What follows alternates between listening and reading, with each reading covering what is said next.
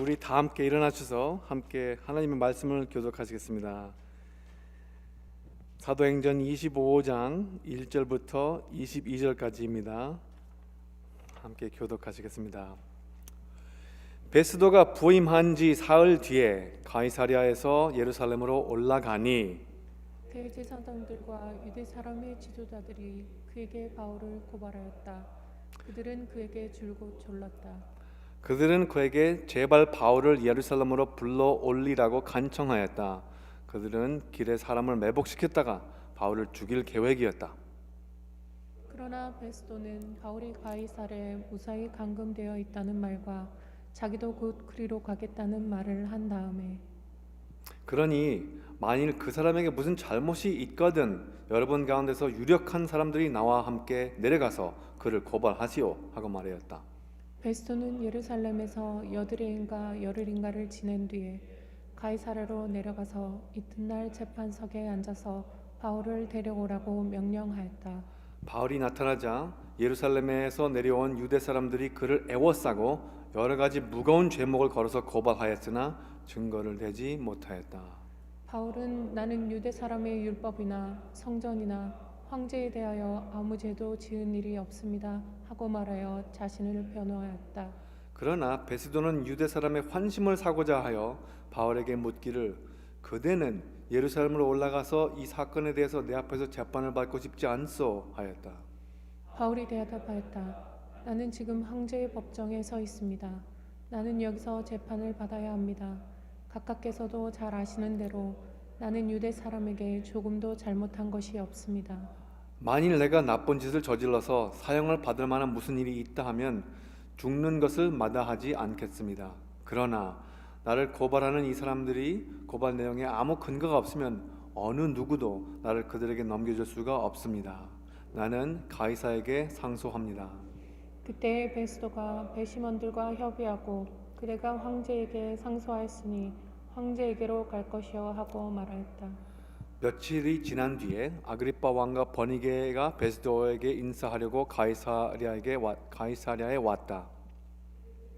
여러 날 지내는 동안에 베스도는 바울에 대한 고발 사건을 왕 앞에 내놓고 말하였다. 벨릭스가 가둔 사람이 하나 있는데 내가 예루살렘에 갔을 때에 유대 사람의 대제사장들과 장로들이 그를 고발하여 유죄 판결을 청하였습니다. 나는 그들에게 대답하기를 로마 사람의 관례로서는 피고가 원고를 직접 대면해서 그 고발한 내용에 대하여 변호할 기회를 가지기 전에는 그 사람을 넘겨주는 일이 없다고 하였습니다. 그래서 그들이 여기 함께 왔으므로 나는 조금도 지체하지 않고 다음날 재판석에 앉아서 그 사람을 불러오게 하였습니다. 원고들이 일어나서 그를 고발할 죄목을 늘어놓았지만 내가 짐작한 그런 악한 일은 하나도 없었습니다. 그들이 그와 맞서서 싸우는 몇몇 문제점은 자기네 종교와 또 예수라는 어떤 죽은 이에 관한 일인데 바울은 그가 살아있다고 주장하였습니다. 나는 이 문제를 어떻게 심리해야 할지 몰라서 바울에게 예루살렘으로 가서 이 사건으로 거기서 재판을 받기를 원하는지를 물어보았습니다.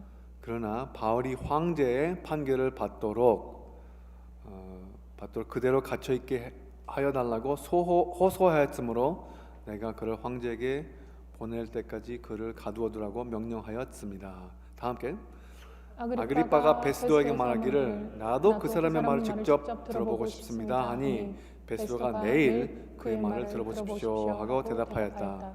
이것이 하나님의 말씀입니다. 하나님께 감사드립니다. 이 자리에 앉으시기 바랍니다. 할렐루야. 사랑하는 미라클랜드 성도 여러분, 오늘도 이 자리에 나오신 우리 성도님들과 또 영상으로 주일 예배 참여하시는 한국어권 성도님들께 다시 주일 예배 말씀을 전할 기회를 주셔서 참 기뻐하는 하나님께 감사드립니다. 우리 서로 한번 주님께서 곧 돌아오십니다 하면서 한번 인사할까요? 주님께서 곧 돌아오십니다. 주님께서 곧 돌아오십니다. 할렐루야. 이제 조금만 더 있으면 성탄절입니다. 주님께서 인간의 육신을 입으시고 세상을 구원하시려고 오신 날을 기념하는 축제죠. 금년에는 코로나 바이러스로 인해서 많은 어려움 가운데 주님께서 속히 다시 오시기를 갈망하게 하는 시기입니다. 마르나타, 다시 돌아오실 때까지 불같이 힘겨운 날들을 인해서 인내하며 극복해서 정금같이 만들어 주시옵소서. 그날을 위해서 매일같이 준비시켜 주시옵소서.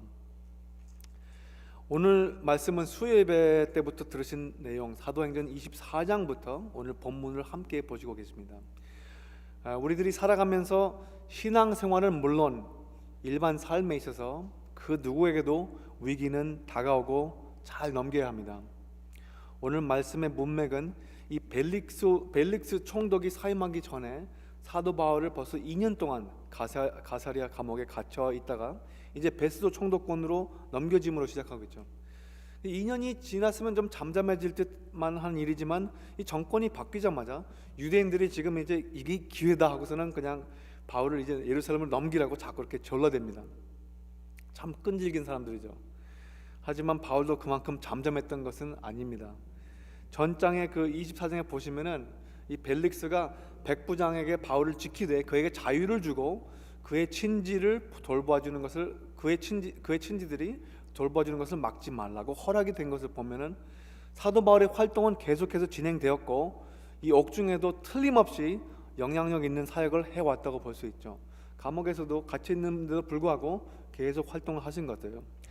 이 바울이 쉬지 않았던 만큼 유대인들이 끈질겼던 것입니다. 사도행전에는 하나님의 선교 안에서 하나님의 이 선과 이 세상의 악이 어떤 모양으로 이렇게 투쟁을 하나 이 전쟁을 묘사하고 있죠.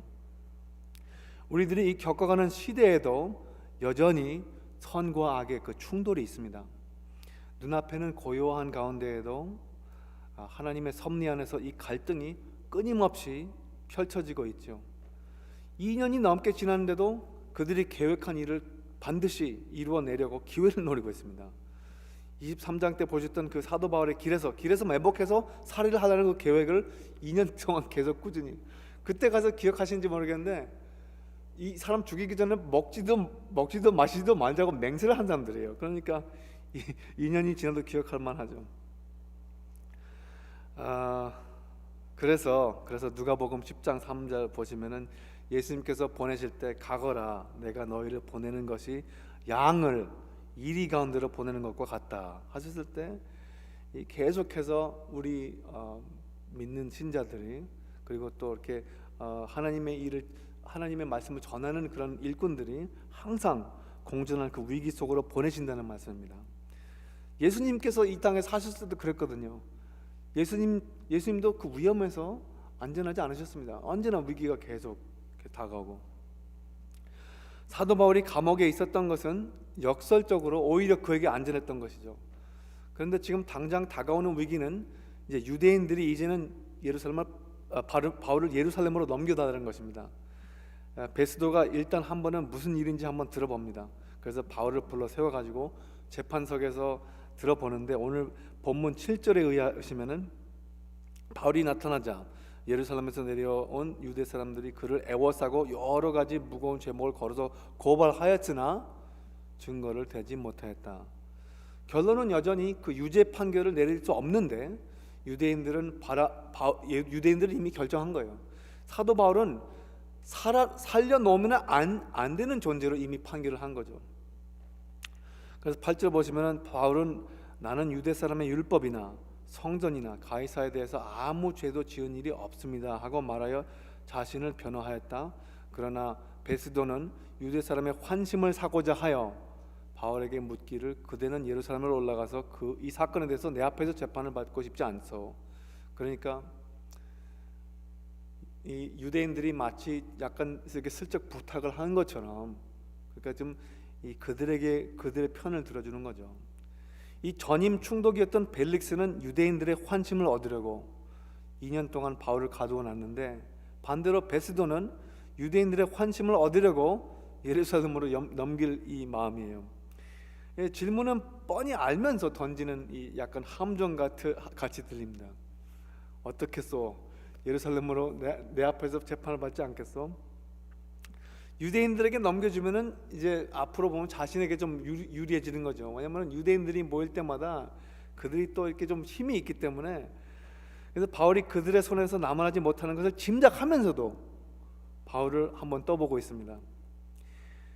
마치 사람을 이 장기판에 장기를 이렇게 움직이는 것처럼 자기한테 좀 유익할 것 같으면은 이 존재 가치가 올라가고, 자기한테 좀 유익하지 않으면은 존재 가치를 완전히 무시해 버리는 것이죠. 그 사람의 그 존재 가치가 그 사람의 안전을 위험하고 두지 않은 겁니다. 그러니까 나한테 무조건 이로오면은 그렇게 그 사람을 완전히 이용하려고 하는 것이죠.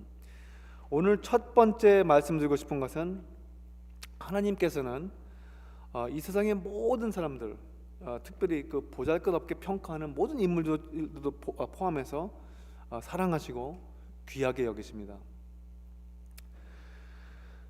오히려 오만한 자들을 멀리하시죠. 그러니까 이 individual person, 그 하나의 그 영혼이 타고난 가치가 있는 거예요. 그 사람이 뭐 어떻게 뭐 지식이 있어서, 아니면 뭐 나중에 뭐 어떤 영향권이 있어서 부유해서 그래서 그 사람들이 조체 관계가 높아지는 게 아니고, 하나님의 형상으로 만든 피조물이기 때문에 각 사람들이 다 그 영혼의 존재 가치가 있습니다. 이 사도 바울도 예수님을 만나기까지는 그 자신의 존재 가치를 명예와 메리트로 세웠습니다. 유대인이라는 특권의식, 바리새인이라는 그 배타적 경건 정신, 본인만큼 경건한 사람은 없다고 그렇게 생각하는 사람들이 바리새인들이에요. 그리고 자신이 이해하는 그 율법에 따르는 무흠, 자신이 나중에 고백하는데 율법에 따르면 자기는 무흠했다고 그렇게 자신이 만만한 그런 정정당당한 사람이었는데, 그런데 예수님을 만나시고 나시자 예수님 사랑 앞에서는 그것들 다 소용이 없어져 버린 것입니다. 이게 내가 그렇게 내 자신을 그렇게 스스로 철저히 갖춰 왔기 때문에 내가 이 자리에 왔다고 그 자부하는 그 쾌락이 있어요, 살아가는데. 그런데 그 쾌락이 바로 하나님의 은혜와 용서와 사랑을 가로막고 있다는 것이죠. 아주 안타까운 일입니다. 이 세상을 살아가면서 좀 잘 나가는 분들, 좀 이렇게 세력 힘이 있는 분들은 그 아주 굉장히 귀한 그 하나님의 은혜와 사랑을 놓치며 살 때가 굉장히 많이 있어요. 그럴 때 다툼이 일어나고 불화가 일어나고 서로 화해 못하고 이 관계가 뒤틀어지고, 그리고 이 세상에서 성공하는 그것은 반드시 하나님께서 열어주시는 것입니다. 물론 사람들이 각자 열심히 사는 사람들이 있고 나태하게 사는 사람들이 있고 그런 게 있지만, 그 마음속에서 일어나는 그 동기가 그게 이루어지기까지는 하나님께서 그걸 열어주시지 않으면 그 불가능한 일이에요. 그런데 생활을 살아보면 앞만 바라보시면서 이렇게 살아오신 분들 중에서 이 가장 중요한 핵심을 놓치는 분들이 많이 계시죠. 사도 바울은 다메섹으로 가는 길에 예수님을 만난 후로부터는 위를 바라보는 사람이 되었습니다. 언제나 나의 위에서 모든 것을 살피시는 하나님, 살아계신 주님입니다. 우리 주위에 있는 사람들 위에서 바라보시는 살아계신 주님께서는 귀하게 여기세요. 우리가 이 주변을 바라볼 때 사람들이, 이 인간의 심리가 어떠냐면은 이 사람이 나보다 높은 사람인가 낮은 사람인가, 나보다 좀 가치가 있는 사람인가 없는 사람인가, 그렇게 계산을 할 때가 있는데, 하나님께서는 모든 사람을 귀하게 여기시고 우리들이 잘 살펴보시잖아요. 조금 꾸준히 바라보면은 과연 어떻게 귀하게 여기시는지 보여주신다고요. 그럴 때 우리가 얻는 감격이나, 그럴 때 우리가 오해했던 그 부분들이 화해가 되고, 그리고 관계가 다시 이렇게 아름답게 화해가 되는, 그게 바로 그게 우리 하나님의 선교고 우리가 그리스도인으로서 해야 할 도리고 해야 할 바입니다. 사도 바울은 굳게 넘어가기보다는, 그러니까 이제 예루살렘으로 한번 가보지 않겠소. 근데 정식으로 원칙대로 나갈 자신이 있습니다. 사도 바울은 정정당당하게 살아왔기 때문에. 바울이 대답하였다. 나는 지금 가이사의 법정에 서 있습니다. 우리 그 표준 세번역에는 황제라고 써 있는데, 이 황제라는 말은 가이사예요. 그러니까 로마 제국의 황제, 시저. 나는 여기서 재판을 받아야 합니다. 각하께서도 잘 아시는 대로 나는 유대 사람들에게 조금도 잘못한 것이 없습니다. 만일 내가 나쁜 짓을 저질러서 사형을 받을 만한 무슨 일을 하였다면 죽는 것을 마디하지 않겠습니다. 그러나 나를 고발하는 이 사람들의 고발 내용에 아무런 근거가 없으면 어느 누구도 나를 그들에게 넘겨줄 수 없습니다. 나는 가이사에게 상소합니다. 유대인들의 법, 그 유대인들이 지금 트집 잡고 있는 그 내용에도, 그 시비에도 아무 잘못한 게 없는 거예요. 그리고 로마 국가의 법칙이나 거기에서 무슨 질서를 지키는 그 어긋나는 위배한 게 아무것도 없는 거예요. 그래서 이제 사도 바울이 가이사에게 상소한다고 했는데, 이 가이사에게 상소한다고 했을 때 잠깐 떠오르는 장면이 하나 있는데, 요한복음에 보시면은 19장 15절에 유대인들이 막 아우성치는 거예요. 이게 지금 유대인들이 예수님을 잡아 죽이라고 했을 때 없애버리시오, 그를 십자가에 못 박으시오. 그냥 빌라도가 깜짝 놀라면서 당신들의 왕, 유대인의 왕을 십자가에 못 박으란 말이요? 그렇게 묻는 거예요. 근데 대제사장들이 이렇게 대답합니다. 우리에게는 가이사밖에는 왕이 없습니다. 하나님의 나라에 속하지 않은 사람들의 고백이죠. 이 다윗의 자손, 사람의 아들,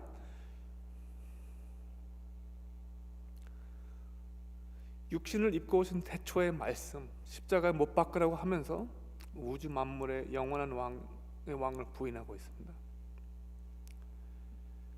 일시적인 세력에게 충성을 고백하고 있는 것이죠. 사도 바울이 유대 사람에게 조금도 잘못한 것이 없습니다 했을 때, 이 사람의 재판소에는 정정당당했지만 사도 바울의 그 양심 속에는 오랫동안 그 스데반 집사의 그 순교에 동의해서 그 승인했던 그 잘못의 아픔이 남아 있어요. 그 서신을 보시면 거기에 흔적이 남아 있거든요. 물론 충분히 용서를 받았죠.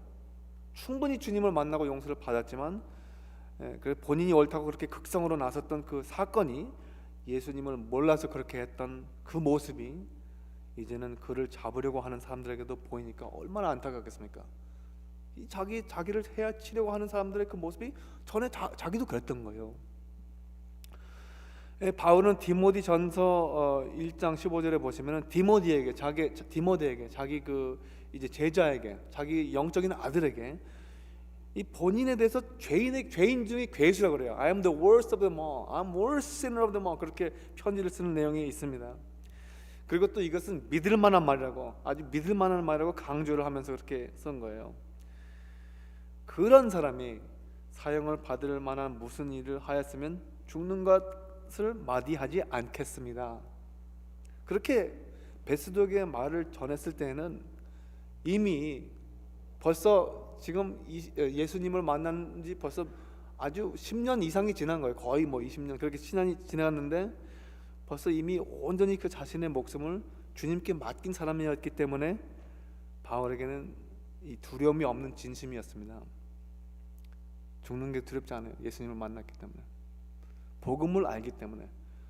그 정도는 돼야지 복음을 전할 수 있는 거지. 이게 두려우면서 어떻게 그게 다 막 닥쳐 들어오는데 그 어떻게 그 감당하겠어요? 그래서 가이사에게 상소하는 것은 전략적으로 자신의 보호이기도 하지만 유다국 왕에게 복음을 전할 기회로 전환이 되고 있어요. 그래서 두 번째 보시면은 하나님께서는 그 위기를 극복할 수 있는 길을 열어주십니다. 이 크라이시스가 있을 때 그 overcome, 그거를 극복할 그 길을 열어주세요. 그게 우리 어떤 재능이나 우리가 갖고 있는 어떤 소질이나 뭐 어떤 그런 우리 어떤 기질 때문에도 그렇고, 그리고 또 나 밖에 외로 내가 컨트롤 못하는 어떤 상황들, 그것을 하나님께서 움직이시면서 그 통로를 열어주시는 걸 보실 수 있습니다. 사도 바울이 말할 때 고발하는 사람들의 고발 내용에 아무런 근거가 없어서 그 어느 누구도, 이 베스도를 비롯한 어느 누구도 자신을 그 고발하는 사람들에게 넘겨줄 수 없다 하고, 그게 원칙대로 잘못하기 없었던 그 사실이 그 열린 길이죠. 본인이 살아왔던 그게 정정당당하니까 그만큼 길이 확 열린 거예요. 거기도 그 당시에 또 배시몬도 함께 있었으니 그나마 그 법의 정도로 일이 해결됐던 것입니다. 우리 살면서 다 체험하셨겠지만 신앙생활에 있어서 잘못한 것이 없는데도 정죄하는 것이 세상의 세력이에요. 아무 잘못한 게 없는데도 정죄해요, 세상에서는. 그런데 반대로 신앙생활에는 또 어떤 게 있냐면 잘못을 하는 것이 있는데도 용서를 받는 것이 그게 바로 복음의 능력이죠. 아무도 여기서 무험한 사람은 없습니다. 이것이 바로 은혜입니다. 은혜. 예수님을 만나신 분들은 이 은혜를 압니다. 본인이 직접 거기에 감격에 애워싸가지고 마음이 열리고 죄인이라는 것을 고백하고 주님 앞에서 용서를 받은 존재가 되었기 때문에 그 은혜를 또 남들에게도 베풀 줄을 알게 되는 거예요. 은혜는 나한테만 속한 게 은혜가 아니라 내 타인, 내 옆에 있는 사람들에게도 그 은혜가 적용이 되는 거죠. 충분히. 우리가 때로는 우리의 신앙을 너무너무 개인적으로 퍼스널라이즈 하기 때문에 옆에 있는 그 공동체를 놓칠 때가 많이 있습니다. 은혜 없이는 여기에 하나님의 길을 따라갈 수 있는 사람 한 분도 없습니다. 금년에 이 팬데믹으로 인해서 어려움을 겪어가시는 성도 여러분, 우리들에게 다가올 수 있는 위기들을 주님의 은혜를 구하며 충분히 극복해 나아가시기를 축원합니다. 12절 그때 베스도가 베시몬들과 협의하고 그대가 가이사에게 상소하였으니 가이사에게로 갈 것이요 하고 말했다. 이제 바울이 이제 유대인들에게 당하는 그 어떤 일로부터 일단 하나님께서 막아주시는 거예요. 그 다음 장면에는 바울의 관점에서는 이제 뒷전에서 일하는 일인데, 마침내 며칠 날 뒤에 아그리빠 왕이 여동생 버니게와 함께 왔는데 베스도가 바울에게 관한 사건을 그들에게 보고합니다. 여기서 잠깐 그 역사적 배경을 말씀드리자면은 이 오늘 본문의 그 연도를 따지면 한 59년도 무렵이에요. 59년도. 지금 베스도가 로마 지방 장관이었고, 그리고 아그리파는 이 헤롯 왕조에서 마지막 임금이자 헤롯 대왕의 그 헤롯 the Great, 헤롯 the First, 그 헤롯 대왕의 증손이었어요. Great grandson. 요새 성탄절기인데 예수님께서 탄생하신 후에 그 어린아이들을 모조리 학살을 명령했던 바로 그 헤롯의 그 헤롯이 이 사람의 증조 할아버지였던 것이죠. 유대인들의 임금이었지만 이 족보가 아직도 이렇게 보존이 되는 것을 보실 수 있습니다. 마태복음 보시면 첫 내용이 예수님의 족보인데 세상에서도 이 역사적으로 유효한 이 왕들의 족보를 제공하고 있죠. 다음 장 26장에 보시면은 오늘 본문을 지나서 이 아그리파가 바울에게로부터 직접 복음을 듣는 장면이 나오는데요. 이 유대인들의 역사서기 그 플라비우스 요세푸스라는 사람에 의하면은 이 사람은 로마 국가로부터 유대인들의 종교적인 삶에 최고의 권리가 주어져 있던 사람입니다. 대제사장을 임명할 권리도 있었고, 성전의 재무부, 그리고 대제사장의 예복을 관리할 권리를 부여했다 그래요. 아그리파 왕이 가이사랴에게 오게 된 것도 하나님의 그 섭리 안에서 복음을 듣게 하시니 그 어린아이들을 학살시켰던 헤롯 대왕의 증손에게 베푸신 은혜가 얼마나 무한하신 은혜입니까? 우리가 생각해 보면은 복음은 저 사람은 뭐 복음 들어봤자 뭐 소용 없는데 저 사람은 뭐 이미 교회를 몇 년씩 다닌 사람인데 그렇게 생각할 때가 있어요. 그런데 여기 보면은 이런 무시무시한 그 사람의 그 나중에 후손도 하나님께서는 기회를 주신다는 거예요. 기회를 주신다는 겁니다. 이 나중에 보면은 이제 최후의 그 심판이 있잖아요. 사람들 이제 이 기독교를 반대하는 사람들 보면은 대부분이 이 심판을 하는 것에 대해서 불만이 많이 있어요. 사람들이 안 믿는 사람들이 특별히 하나님께서 심판을 하신다는데 어떻게 감히 인간이 거기에 대해서 불만을 가질 수가 있습니까? 이거는 우리들이 뭐 원해서가 아니고 그게 그냥 현상인데 그게 그 현실이고 실상을 얘기해 주는 건데 나중에 가면은 심판을 하실 것을 항의하지만 하나님의 마음속에는 그 누구에게도 복음을 들을 기회를 주신다는 것을 믿습니까? 아멘이에요. 아멘. 저도 복음을 들어가지고 구원을 받았으니까 구원을 받아가지고 지금 설교를 한다는 것을 이제 생각해 보면은 곰곰이 돌이켜 보면 꼬집어도 못 믿을 만한 그런 이야기고 정말로 감사가 없으면 이거는 정말 감사가 없으면 죄죠. 그렇게 구원을 받았는데도 유대인들이 조금만 그 압력을 더 가해도 베드로는 바울을 넘길 만한 그런 위기의 상황이었는데 유대국 왕이 왔으니 이제 혼자 결정을 내리지 않아도 이렇게 편의적인 이렇게 상황이 됩니다. 그러니까 베스가 혼자 결정한 일이 아니라 이제 아그리빠 왕이 들어왔으니까 아그리빠한테 이렇게 딱 이렇게 보고를 합니다. 벨릭스가 가두어둔 사람이 하나 있는데 내가 예루살렘에 갔을 때에 유대 사람의 대제사장들과 장로들이 그를 고발하여 유죄 판결을 청하였습니다.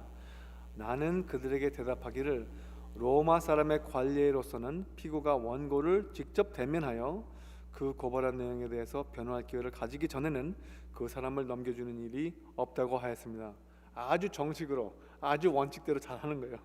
그래서 17절 보시면 그들에서 여기에 함께 왔으므로 나는 조금도 지체하지 않고 그 다음날 재판석에 앉아서 그 사람을 불러오게 하였습니다. 원고들이 일어나서 그를 고발한 제목을 늘어놓았지만 결론은 내가 짐작한 그런 악한 일은 하나도 없었습니다. 베스도도 이렇게 생각해 보면 아니 왜 이렇게 무리들이 그 사람을 그렇게 죽이려고 하나? 뭐 마땅히 그런 잘못했겠지. 근데 들어보니까 그런 게 아무것도 없는 거예요. 이 재판의 내용은 베스도가 짐작했던 범죄가 아무것도 없었고 하나도 없었고 오직 19절 그가 맞서서 싸우는 몇몇 문제점은 자기네 종교와 또 예수라는 어떤 죽은 이에 관한 일인데 바울은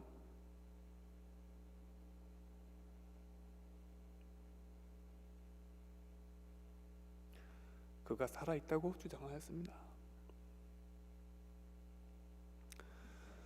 사랑하는 미라클랜드 성도 여러분, 오늘도 사람들이 서로 싸우고 죽이는 이유는 주님께서 살아계신다는 것을 인식하지 않기 때문이라는 사실을 아십니까?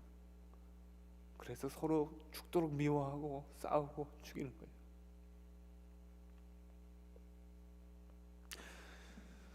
여기서 좀 안타까운 사실은 이 본문을 읽어보면서 이 베스도가 이 내용이 자기 자신과 어떻게 관계되는지를 모르는 거예요. 그냥 남들이 하는 이야기지 자기한테 이게 복음으로 들려온 것도 아니고 그저 가이사에게 보낼 때까지 이제 가두어두려 했는데 마침내 아그리빠가 왔기 때문에 이 왕도 복음을 듣게 되는 그 기회가 열리는 거예요. 우리가 위기를 넘어서서 극복하는 것만이 아니라 사도 바울에게 복음을 전할 기회를 제공합니다. 오늘 말씀에서 보시는 하나님께서는 이 위기를 극복해서 기회를 제공해 주십니다. Overcoming crisis, you are granted opportunity. 이게 이 전할 기회도 주시고 복음을 들어서 회개할 기회를 주시는 거예요. 우리 복음을 들을 때마다 회개할 기회입니다. 전번주에 회개하셨다고요? 인생에 한 번 회개하셨다고요? 매일같이 들어도 복음은 새롭고 그리고 우리가 회개할 때마다 더 가까워진 하나님은 그 한 발짝 더 가까워지는 거예요. 옛날에 한번 회개했으니까 뭐 이제 나는 뭐 구원의 확신이 있으니까 뭐 내 뜻대로 살아도 되겠지. 그게 아니라 매일같이 주님이 무엇을 원하시는지, 내가 지금까지 헛디뎌온 것에서 어떻게 하면 주님께서 다시 세워주실지 그것을 계속 간구해 나가는 게 내가 세상에서 계속 자꾸 이렇게 끊임없이 혼란스럽게 이 주위가 산만하게 만들지만 계속해서 집중하고 예배드리고 주님께서 무엇을 원하시는지 어떻게 하면 내가 주님께 기쁘게 할지 그거를 계속하는 게 그 회개고 그게 우리에게 주어진 기회입니다. 그 기회를 놓치지 마세요. 그리고 반대로 또 남들에게 전할 때도 이게 좀 힘들 때 많이 있죠. 예측하기에는 이거 소용 없겠는데 좀 약간 이렇게 좀 우리가 그럴 때가 있잖아요. 좀 이렇게 긍정적으로 생각하지 못하고 부정적으로 이미 결정을 지어내가지고 이거 뭐 옛날에도 해봤는데 소용 없겠지. 전에 복음을 전하셨으면 그 다음에도 기회를 만들어서라도 또 하고 물이 똑똑똑 떨어지면은 그 바위를 뚫을 수 있는 만큼 그만큼 그 힘이 있는 것처럼 계속 인내하셔야 합니다. 인내하셔야 돼요.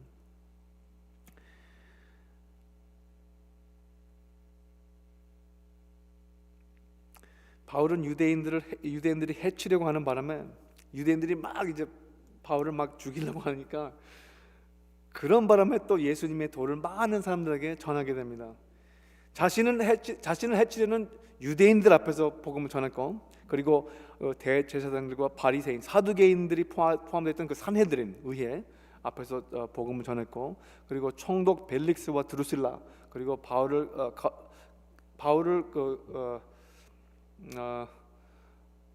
바울이 계속 주목하고 있는 그 가이사도 나중에 말씀을 전하게 되고, 그리고 또 이제 이 아그리파 임금 왕과 그 버니게 앞에서 복음을 전하게 되는 거죠.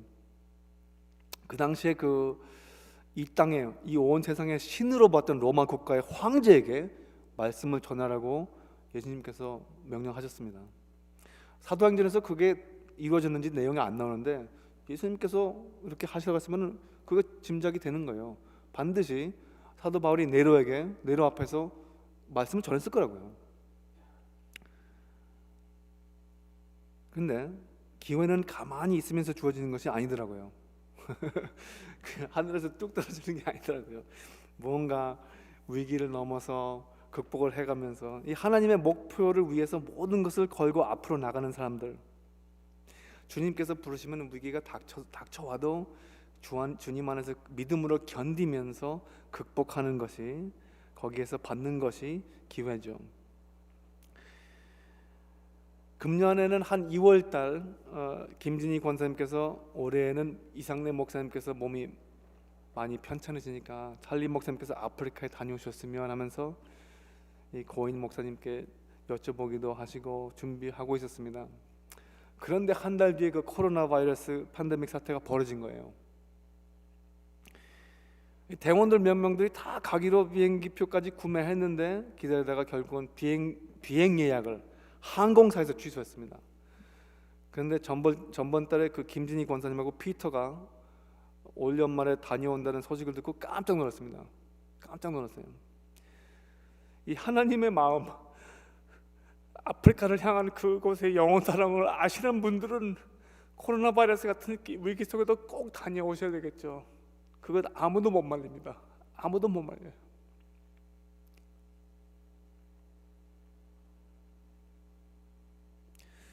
그래서 이번 주에 잠시 그 줌으로 피터에게 단기 선교 준비 과정이 어떻게 와고 있냐, 마음의 상태에서 잠깐 물어봤습니다.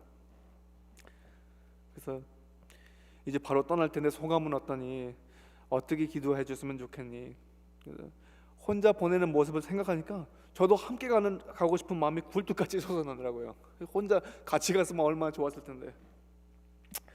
기도하시면서 마다들 혼자 보내시는 그 이영철 목자님, 이혜리 목녀님 모습이 떠올리고, 그리고 우리 피터 성령님께서 함께 동행하시는 건 믿으시라고요. 결코 혼자 가는 것은 아닙니다. 우리 교회가 보내는 것이고 성령님과 동행하실 것은 믿으시기 바랍니다. 우리 피터 미라클랜드 침례교회가 기도하면서 보내시는 것을 꼭 기억하시기를 축원합니다. 이 오늘 말씀이 적합하게 적용이 되는 거죠. 이번 여행은 그 코로나 바이러스가 불러오는 예측할 수 없는 요소들이 많이 있습니다. 연말 여행의 복잡성, 이 대원 내 작은 인원수, 그리고 많은 면으로 기도 없이는 도무지 마음이 조여서 하나의 위기라기보다는 좀 고비죠. 좀 하나의 고비인데 이거 잘 넘겨야 돼요. 기도로 극복하고 하나님께서 크게 기뻐하실 그 기회를 열어주심에 우리 모두 말씀을 이렇게 마무리 짓는데 함께 피터를 위해서 기도하면서, 한 마음으로 기도하면서 오늘 예배 말씀을 마무리 짓겠습니다. 이것은 제가 만나서 피터가 불러준 기도 제목입니다. 기도 제목을 나중에 오지훈 간사님께 부탁해서 이렇게 나눠드리게 하겠는데요. 첫 번째는 이 홀몸으로, 혼자는 아니니까 홀몸으로 여행할 때 절대적인 그 안전과 강건으로 무사히 다녀올 수 있도록, 그리고 두 번째는 이 맡은 책무를 하나님께서 뜻하시는 대로 온전히 행하도록, 그리고 세 번째는 하나님의 말씀을 전할 때 성령님께서 입술을 주관하시고 지혜를 주시도록, 그리고 그곳의 성도님들, 봉사자들, 목사님들, 통역관, 운전자들과 잘 어울려서 일할 수 있도록, 그리고 주님의 영혼 구원의 최고의 성과로 많은 이들에게 복음이 전해지도록 그리고 예측하지 못하는 문제들. 그러니까 전 단기 선교 다닐 때마다 이제 벌써 익숙한 거예요. 뭐 자동차에 무슨 기관 문제가 있다든가, 아니면은 뭐 날씨가 나빠져 가지고 진흙탕이 돼 가지고 여행하기가 어렵다든가, 그런 것들 문제가 하나님께서 좀 면해 주셨으면 그렇게 기도를 하는 바입니다. 그래서 우리 함께 통성으로 기도하시고 함께 기도하시겠습니다.